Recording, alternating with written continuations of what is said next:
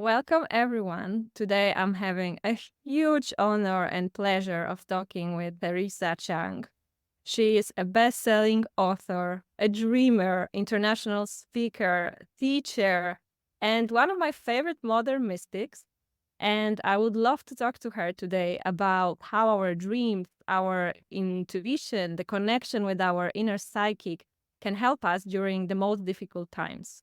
So, welcome, Teresa. Thank you for being here today. Oh, thank you. It's my honor. And my head is growing bigger and bigger as you gave that lovely introduction. So thank you for that, as we all need that sometimes. Yes. So, maybe we can start with you telling me a little bit about your path to the dreams, to the inner world, the unseen, the mystical, the mysterious. Well, I was born into a family of psychics and spiritualists, traveling family. I was home educated. And of course, when you up in that kind of environment, demonstrations of mediumship, dream decoding, astrology, tarot, energy vibes. That's what you talk about. So I thought everybody did. I thought that was normal. And then I was lucky enough to be awarded a place at King's College, Cambridge University to read religion, which I'm passionate about, and English, which I'm also passionate about. I love literature and art. And of course, when I went to Cambridge, I realized that not everybody thinks like that or talks like that. And I soon learned to keep quiet about my belief in dreams and astrology, in there being a spirit, we being spiritual beings having a human experience. But I'm very grateful for those academic rigor that Cambridge gave me as I learned to apply references and resources and to write credible essays, etc., and to dialogue with leading experts in religion and ethics and philosophy, etc. And when I left Cambridge, I was able then to approach publishers with my idea about writing about spirituality. But in the early days, they weren't interested in that. They used me for like health and well-being. So I had to do a lot of ghostwriting and a lot of writing about topics that I wasn't really that thrilled about, but I did it because I wanted to write about spirit. And eventually I kept persisting. I got my dream and I was given the HarperCollins Element Encyclopedia series, which is still in print in paperback form. The Element Encyclopedia of the Psychic World, Element Encyclopedia of Dreams and Birthdays. And then I was offered the opportunity to write angel storybooks. Two of them went to Sunday Times Top 10. Then I was given the opportunity to talk about heaven and the afterlife. And the publishing industry began to sort of warm to this theme of the unseen. But it wasn't really actually until COVID, the lockdown, when we were so much grief, loss, and death around us, that actually I had a bit of a renaissance because someone had a Teresa Chiang book lying around somewhere because I'd written so many, but they were never promoted because publishers weren't that comfortable unless you were a huge celebrity, which I'm not. I'm actually quite retiring. I prefer to be behind my keyboard than to go out there and promote my books. I didn't have much of a social media presence. So I wasn't really very well promoted. But then suddenly in the lockdown, it's like people remembered their dreams. For example, they were waking up, having vivid dream recall. Of course they were, because they were lying in a bit longer and had time to mull and reflect. And the demands of the material world were pressing, but they were kind of on pause. So that lockdown dream phenomenon really is responsible for the rebirth of Teresa Chiang. And along with that, I also decided about 10 years ago to start reaching out to scientists and psychologists, because up until then, I wrote books about belief and true life experiences, my own included. I've had many sort of miraculous encounters, and I just collected these stories together. And I thought that was it. You can't prove what's invisible. You just have to believe. And that's where I left it. But then I began to find out that there were lots of visionary scientists researching this and actually proving that supernormal, mysterious experiences are the norm and not the exception.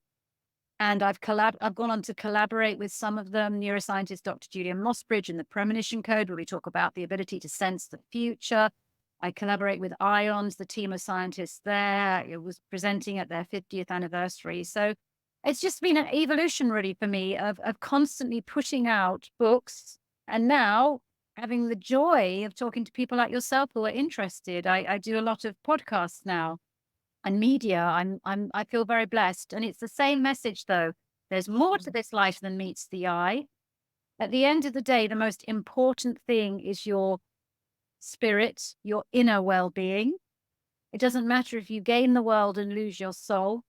So much, many of us focus on the outside in when it needs to be totally turned on its head. Inside out is the only way forward. And I wish this was taught at schools. I wish people could have dream decoding classes at school, meditation classes at school, and an awareness that we don't know everything, that the material, what you can touch and feel, is not all that there is. There is a part of us that's infinite. And if you believe in life after death, which I passionately do because I've met so many people with incredible afterlife experiences, our spirit goes off. And I think whether that's true or not, I don't know. I can't say it's true, but what it does, it gives you hope and it pulls you forward. And anything that gives you hope and makes you feel that life is a glorious miracle and that there's more inside you, for me, is everything. And like you, I want to promote that message that we are more than our bodies and indeed our minds. We are more than that. We are soul, we are spirit, having a human experience. Sorry, long.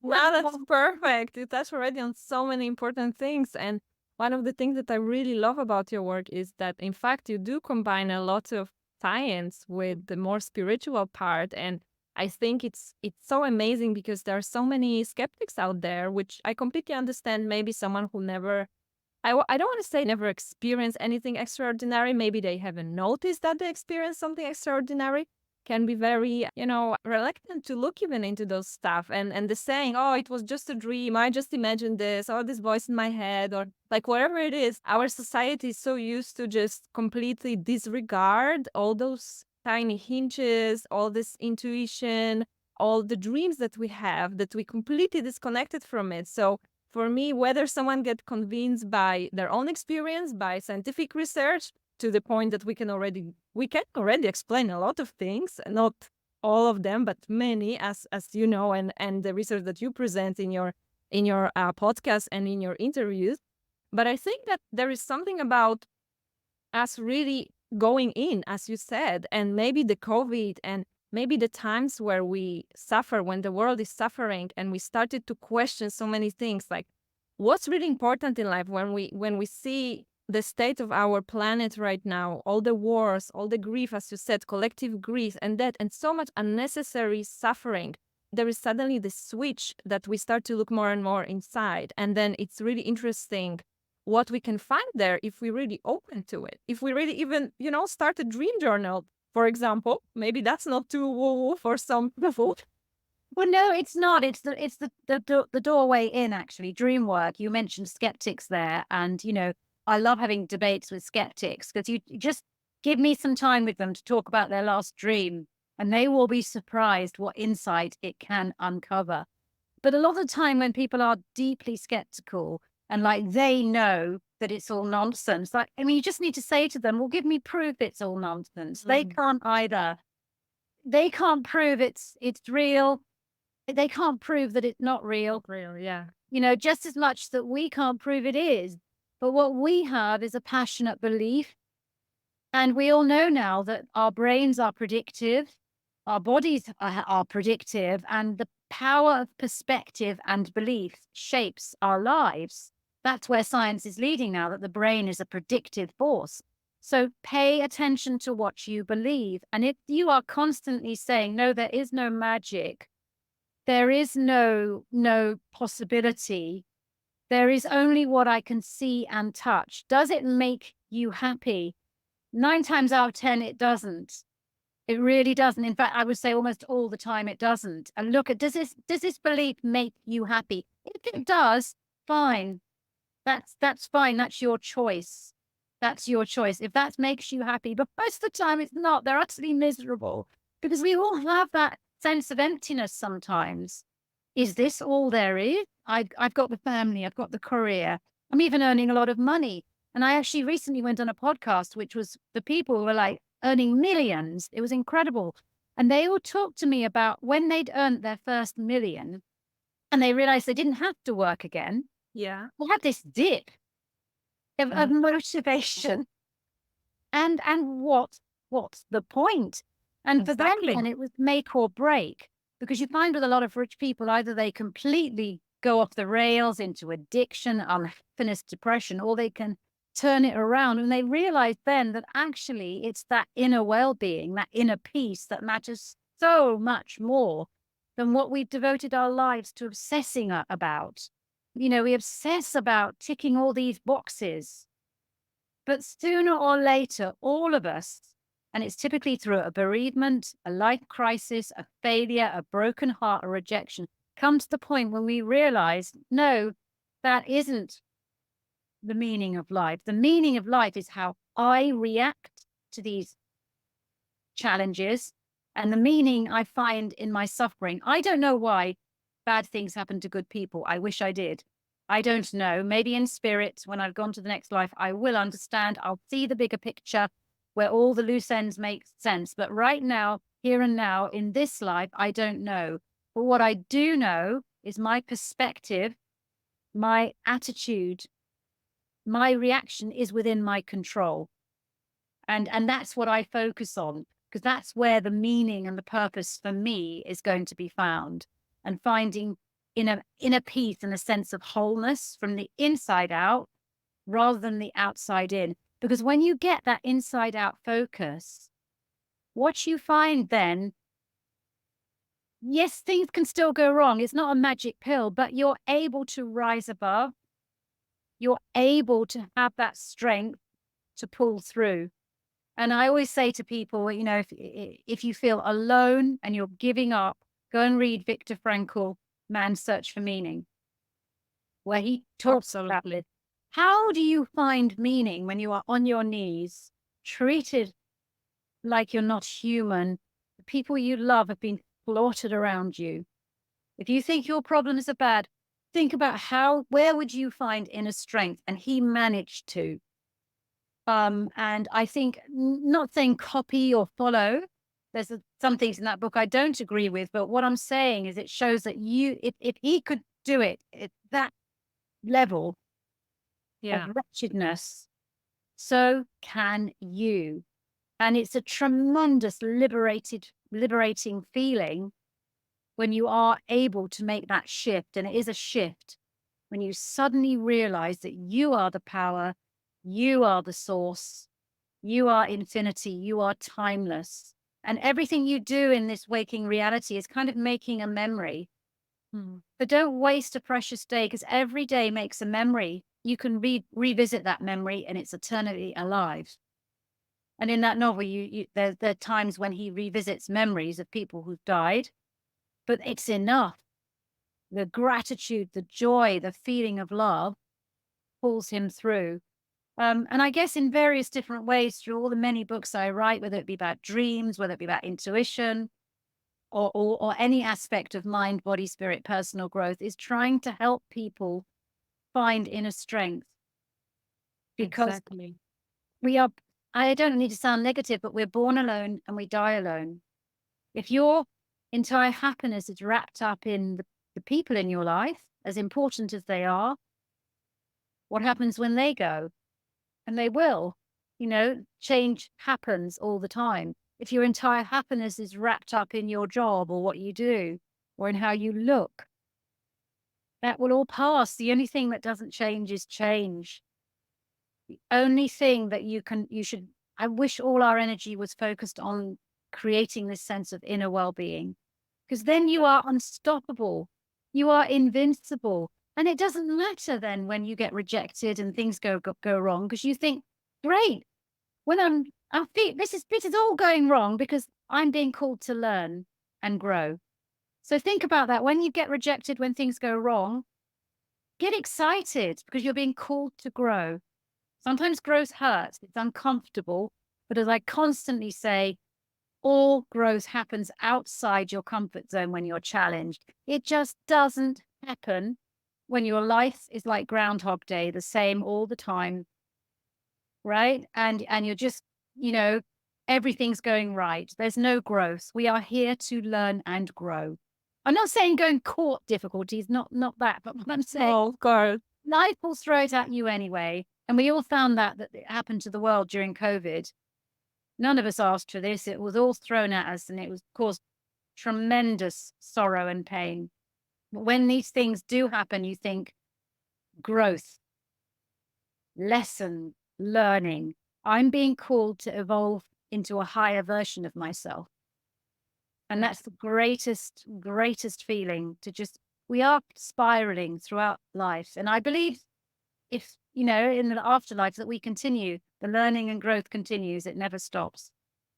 Yes, it's so beautiful what you said, and what I find about dream work and inner work and connecting to our inner selves is that it's so empowering. Because what I feel a big problem of our times is that we are attacked from every direction with someone else's opinion. You know, the social media, as much as they're a blessing, there's also another side to it, right? And there's always all these voices, whether it's our family, our managers, our friends, social media, even books we read, or teachers we follow. It's so easy to get completely lost in all of this. Even if the intention is good, you can really get lost in it. And I feel that if you connect to your dreams and you learn the language of your dreams, and you learn to listen to your intuition, and like so beautifully you describe in the Empower Your Inner Psychic book, it's like when you really walk people through how they can connect to their, as you said, you can call it inner wisdom, higher self, wherever, doesn't matter how you call it.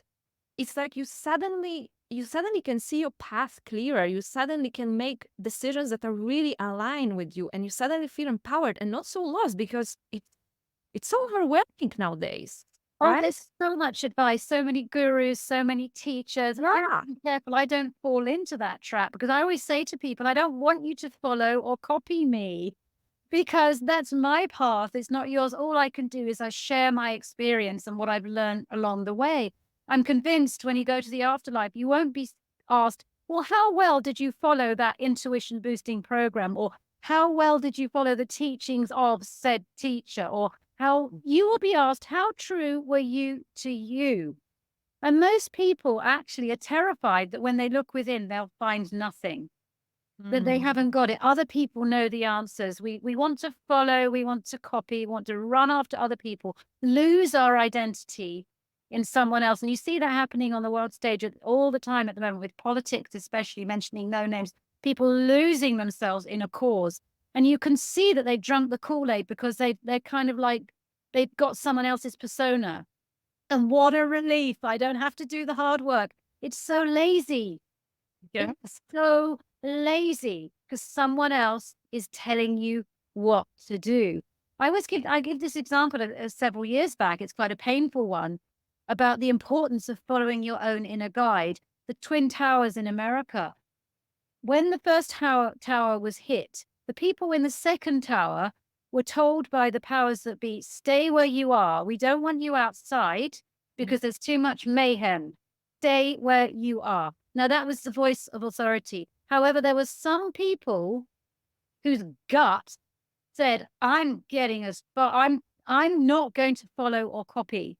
And they got out of there. They were the ones who survived. The ones who did what they thought was the right thing, sometimes what we think is the right thing, because the voices of authority tell us, is not. And that's why it's so important to pay attention to your gut instinct. I mean, do you really want to carry on sending emails and working when there's like people burning to death in the road? You know, I mean, it's, you know, this is a very difficult, you know, sort of delicate. I don't want to offend anybody with that example, but when I heard about it, that they were told to go back to their desks, because they were all moving to get out and evacuate, and they were marched right back up, because nobody thought, oh my goodness, another plane's going to hit the tower. That's a way out example, but time and time again, it happens in our life where we just do what everybody else does, because we can be conditioned to obey the voices of authority. And we should do that. We need to work as a unit, and that's important. But sometimes we do need to also follow our own inner voice. And dreams, you see, dream work gets you more confident in interpreting that inner voice, because a lot of people can't distinguish their inner voice from anxiety or wishful Exactly. thinking or fantasy. And there are ways when you start meditating, when you start really looking within, when you start analyzing your dreams over a period of several months and years, you start to understand when that inner voice is talking to you and when that inner voice knows. And when you get to my age, I mean, you're beautiful and young, but when you get to my age, I can look back in my life when my world has gone in the wrong direction. And I can also look back, because I keep a dream record, to the dreams at the time that were trying to warn me, to gut instincts that were warning me, and I blindly ignored them. I blindly ignored them. You can see that one of the great things about getting older is hindsight. Hindsight is your greatest teacher. You can look back in the past when something went wrong and said, I knew it would go wrong. I sensed that. Why did I override it? And I think the more of us could tune into that inner therapist, that inner teacher, we can do it every night in our dreams, understanding our dream symbols and how our dreaming mind basically gives us a scene of our mindset. That's what dreams do. In symbolic language, they show us our current mindset and what that current mindset will attract in our future. Because I do think dreams are precognitive. So if you have a dream, for example, that you're falling downstairs, think about what you're doing in your waking life to trip yourself up, right? Think about it, because something in your waking life, if you carry on doing this, you will fall right down the stairs and crash yourself. Not literally, but symbolically. You will experience that because something in your current mindset needs to change in a more positive, empowered direction. So look at your dreams as how they enact your mindset, decode their wonderful meaning, and then think, well, if I carry on thinking, feeling, and acting this way, which my dream is showing me, what future is that going to manifest? And that's why dreams can be potentially precognitive, because they show you the inevitable consequence of your current thoughts. And I find that really fascinating aspect of dream work, and where I'm really investigating even more deeply now. You know, we've all had that experience of a dream playing out, déjà Yes. vu. I think most of us, we just don't remember because we don't pay attention to our dreams. And it's just a symbol. What it is, it's a feeling that you had in a dream. Yes. I mean, the scenario may be different, but you recognize, I felt this in the dream. I've dreamt this situation. I've dreamt this scenario. I've dreamt this experience and my reaction to it. And when you do get a déjà vu, stop, please pause. It's powerful. Usually it'll be about something very, very trivial, like your dream somebody's worn a necklace that you've never seen before. And then the next day your colleague's wearing it and you think, why did I dream about something so boring and nonsensical? It's a PowerPoint, because it's drawing your attention to the present moment, and something that you're doing in your present moment, you need to reflect more deeply on and see what is it, what future is it attracting? It's a PowerPoint for you to course correct. Yeah, it's so beautiful and it's so true. And I feel that if we just give it a chance, if we give chance to our dreams, as you said, we start to recognize all these symbols, and we kind of also gain this self-confidence in our own wisdom, right? Because if we look into our dreams, as you said, they're like a door to our inner selves, and we start to listen and maybe act on something that happened to the dream, maybe try not to fall down the metaphorical stairs that, and suddenly see like, oh, I just avoided something not so pleasant happening to me. Oh, I just managed to do something that maybe I wouldn't otherwise. And I feel that it's such a beautiful boost to our self-confidence that, oh, I do it. I don't have to consult a medium or a psychic about it. Like, I actually did it myself. And then from there, I feel like it's really opening to you. I love the fact that you've mentioned self-confidence here, because I actually am of the firm belief now that being psychic and being self-confident are exactly the same. I think people who are professional mediums and psychics, they are so confident in their own ability to predict that they're even using that ability to branch out and help others. Because that's one of the great things about spiritual awakening.